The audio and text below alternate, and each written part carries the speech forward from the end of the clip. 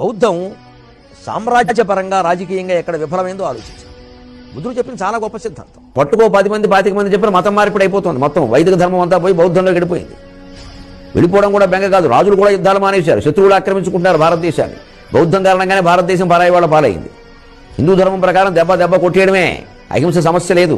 రాజ్యపాలనకి బౌద్ధం పనికిరాదు. వైదిక ధర్మం ఎంత గొప్పదంటే రాజ్యపాలనలో కూడా పనికొస్తుంది, వ్యక్తికి పనికొస్తుంది, వ్యవస్థకి పనికొస్తుంది. అందరికీ అన్ని వ్యవస్థల్లో పనికొచ్చేటువంటి ఏకైక మతం హిందూ మతం, ఏకైక ధర్మం వైదిక ధర్మం, తిరుగులేదు. నువ్వు దండయాత్ర చెయ్యవు, నువ్వు బౌద్ధ మతాన్ని పాటిస్తున్నావు, బాగానే ఉంది. అవతల వాడు పాటించాడు, దండెత్తాడు, అప్పుడు ఏం చేస్తావు? అప్పగించి కూర్చుంటామండి? ఆలోచించండి. అది ధర్మమా? ఎవరైనా చెబుతారా ధర్మం అని? ఎవరో దోపిడీ దొంగలు మార్చారు, బంది పొట్లు మార్చారు, చాలా అరుదైన విషయాలు.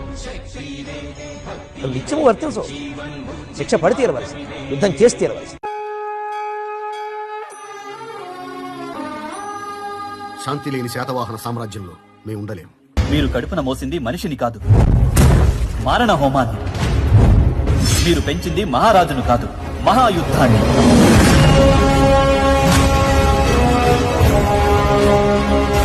సైనికుల నెత్తుటితో, స్త్రీమూర్తుల కుంకుమతో భూమి ఎర్రబారుతోంది.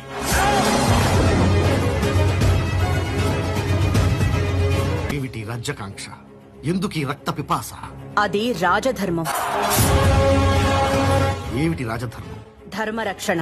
ధర్మమనగా ఆచరించదగినది, ఆమోదయోగ్యమైనది. యుద్ధం ఆచరణీయమా? ఆమోదయోగ్యమా?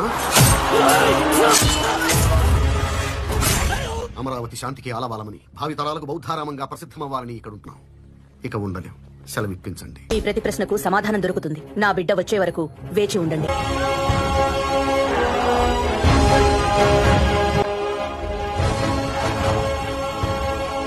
సమస్త జంబూ ద్వీపం ఇక ఒకే సువిశాల సామ్రాజ్యం. యుద్ధం సమాధానం కావాలి, కానీ నీ యుద్ధం కొందరికి ప్రశ్నగానే మిగిలింది. మహారాజా, మీరు మోసుకొచ్చింది సువిశాల సామ్రాజ్యమా? మృతదేహాల అంపశయ్య. శాంతికి నెలవైనదని, సర్వమతాలను సమాదరించే సంస్కారం ఈ నేలకుందని ఇక్కడుంటున్నాం. ఇప్పుడిది కాటికాపై కురువు కూటమి. మేముండలేం. సెలవిప్పించండి. వెళ్ళండి. మీరు శాంతిని ఉపదేశిస్తున్నారు, నేను అశాంతిని ఉపసంహరిస్తున్నాను. మీరు వెలుగు కోసం శోధిస్తారు, నేను చీకటిని చంపి సాధిస్తాను. మార్గాలు వేరు, గమ్యం ఒకటి. ఇక ఈ భూమండలం అంతా శాంతి, అఖండ జంబుద్వీపం అంతా అమరావతి. మీరెక్కడైనా ఉండవచ్చు, శాంతిగా వెళ్ళండి. ఈ 33 కరవాలాలను కరిగించి ఓ మహాఖడ్గాన్ని తయారు చేయించండి. ఆ ఖడ్గాన్ని ధరించి సింహాసనం మీదున్న ఈ సింహాన్ని చూసి అనంత విశ్వం అసూయ చెందాలి. మళ్లీ ఈ గడ్డ మీద కాలు మోపటానికి పరదేశీయులకు 1500 సంవత్సరాలు పట్టింది. మొగలాయులని, ఆంగ్లేయులని ఎంతమంది ఎన్నేళ్లు పాలించినా శాతకర్ణి బిగించిన ఈ దేశం పిడికిల్ని ఏ జాతి కదిలించలేకపోయింది. ఇది కేవలం గౌతమిపుత్రుని కథ కాదు, ప్రతి తెలుగువాడి కథ, ప్రతి భారతీయుడి కథ. సహించటం సత్తువకి, దహించటం నెత్తుటికి నేర్పించిన మన ముని ముని ముని ముత్తాతల నాటి కథ, మన కథ. ఇది మన గతం, మన మూలం. జబ్బ చరిచి రొమ్ము విరిచి ఇది నా చరిత్రని ఎలుగెత్తి చాటుదాం. సాహో గౌతమిపుత్ర శాతకర్ణి, సాహో. आरंभ है प्रचंड, बोल मस्तकों के झुंड, आज जंग की घड़ी की तुम गुहार दो।